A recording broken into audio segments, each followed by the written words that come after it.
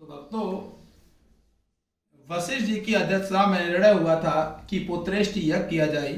राजा दशरथ जी से आदेशित किया कि महातपस्वी ऋष्य श्रृंग को आमंत्रित करो। तो एक श्लोक है, शांता भर्तार मान्य ऋष्य श्रृंग तपोधनम अश्माभि सहिता पुत्र कामेष्टिम शीघ्रमाचर। अर्थात श्लोक का अर्थ क्या है भक्तों? हे राजन, आप शांता के पति ऋष्य श्रृंग को पुत्रेष्टि यज्ञ के हितार्थ बुलाकर हम सबको साथ लेकर यज्ञ के अनुष्ठान को पूर्ण करो। वशिष्ठ जी ने दशरथ जी से कहा है कि शांता के पति ऋषि श्रृंग को पुत्रेष्टि यज्ञ के हितार्थ बुलाकर, मतलब वो यज्ञ आपका करवाएं, यज्ञ में सहयोग करें और हम सबको भी साथ लेकर यज्ञ के अनुष्ठान को पूर्ण करो, जिससे आपको पुत्र की प्राप्ति होगी।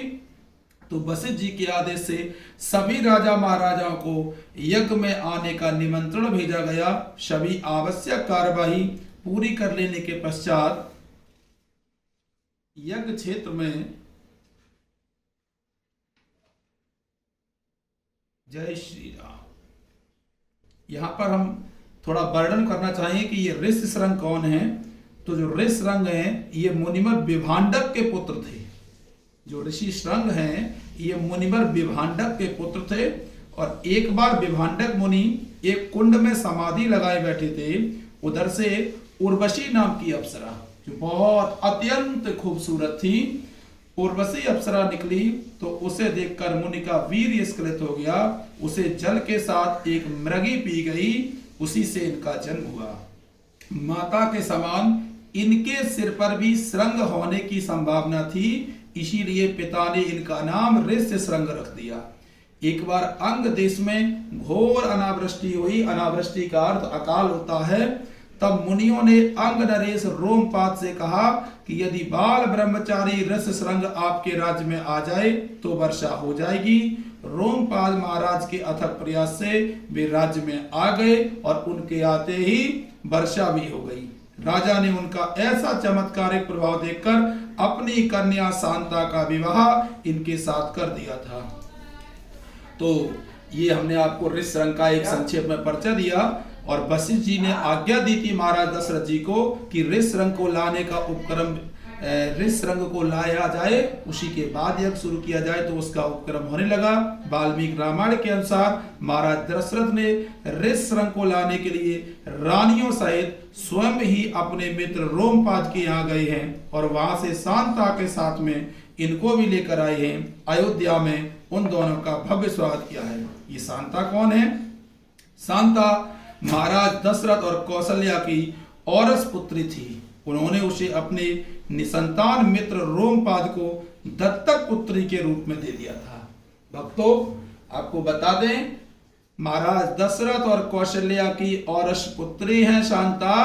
उन्होंने अपने निसंतान मित्र, मतलब रोमपाद के कोई संतान नहीं थी। ये रोमपाद कौन? अभी मैंने आप बताया था, अंग देश के राजा, जहां पर अकाल हुआ था। तो रोमपाद को दत्तक पुत्री के रूप में दे दिया था। तो शांता महाराज दशरथ की औरस पुत्री थी और राजा रोमपाद की दत्तक पुत्री थी। ये विष्णु पुराण में इसका वर्णन आपको मिल जाएगा। शांता जी पुत्री हैं दशरथ जी की, अर्थात श्री रामचंद्र जी की बहन है शांता। और उनकी शादी हुई है ऋष्य श्रृंग जी से। तो ये उनके पति हैं शांता जी के, जिन्हें बुलाया गया है रोमपाद, राजा रोमपाद की मदद से। राजा रोमपाद दशरथ जी के मित्र थे। ऐसे वर्णन बहुत ही कम मिलते हैं भक्तों। तो इसे आप सुनकर अपना जीवन कृतार्थ करें। और हमने एक प्रयास किया है, केवल कि जितना हम पर होगा उतना हम आपको यहाँ पर वाचन कराएंगे, उतना श्रवण करवाएंगे। चौपाई है एक मानस की। श्रृंगी ऋषि वशिष्ठ बुलावा, पुत्र काम शुभ यज्ञ करावा। भगत सहित मुनि आहुति दीने, प्रगटे अग्नि चरु कर लीने।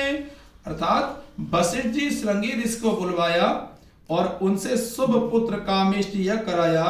मुनि के भक्ति सहित आहुतियां देने पर अग्निदेव हाथ में चरु, हविष्यान खीर होती है, लिए प्रकट हुए अग्निदेव प्रकट हो गए हैं जब यज्ञ में आहुतियां दी हैं, और एक हाथ में खीर का कटोरा लेके, खीर का एक पात्र लेके वहां से प्रकट हुए हैं। और हवन कुंड से निकले उस प्रजापात पुरुष ने महाराज दशरथ से कहा, हे राजन, आपने देवताओं की आराधना की है, इसीलिए तुमको देवताओं की बनाई हुई खीर संतान प्राप्ति के हितार्थ प्राप्त हुई है, इसे ग्रहण करो। तो वाल्मीकि रामायण में इसे श्लोक में बताया है, भार्याणामनुरूपाणाम ईष्णीतेति प्रियच्छवि तासु त्वम लपस्यसे पुत्रान् यदर्थम यजसे रप।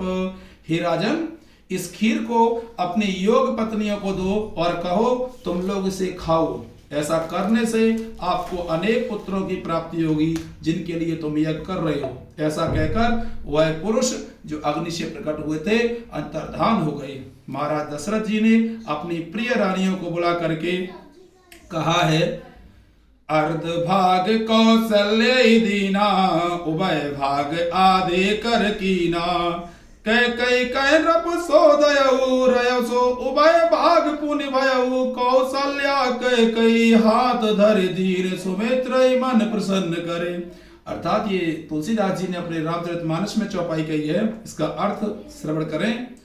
उस खीर का जो खीर दी थी, उस खीर का आधा भाग कौशल्या को दे दिया, फिर बचे हुए आधे भाग के 2 भाग कर 1 भाग कैकेयी को दे दिया, फिर बचे हुए भाग में से 2 भाग करके कौशल्या और कैकेयी के हाथों पर रखकर सुमित्रा को दे दिया।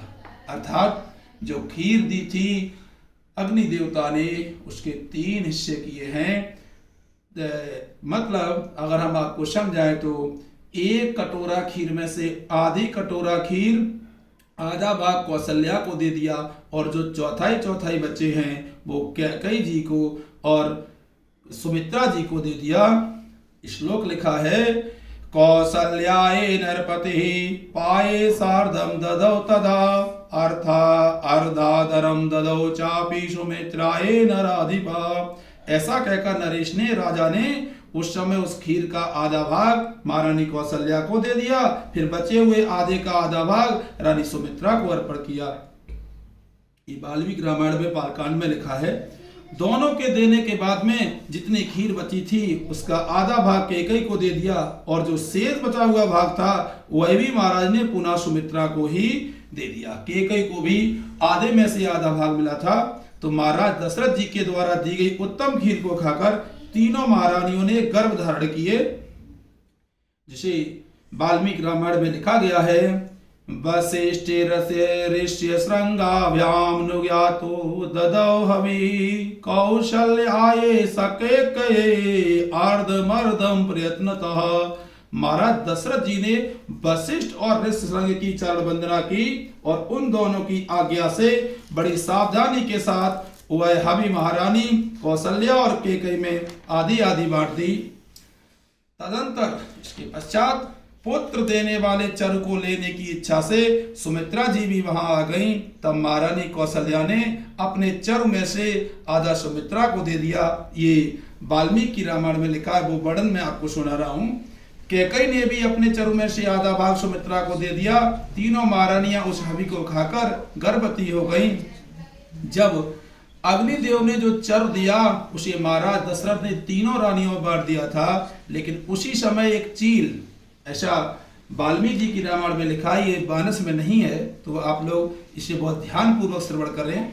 जब अग्निदेव ने जो चर दिया उसे महाराज दशरथ ने तीनों रानियों में बांट दिया था, लेकिन उसी समय एक चील आसमान से आकर कैकेयी के चरु के दोने को छीनकर आकाश में उड़ गई और उसे ले जाकर अंजनी के पर्वत पर अंजनी के ऊपर वृक्ष से नीचे गिरा दिया।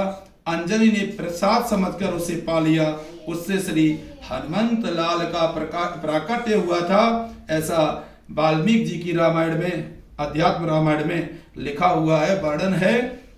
तो कैकेयी को हताश देखकर माता कौशल्या और सुमित्रा ने अपने अपने भाग से, जब कैकेयी का जो दोना था, जो पात्र था, उसे चील ले गया, तो तीनों रानियां साथ में मिलके रहती थी।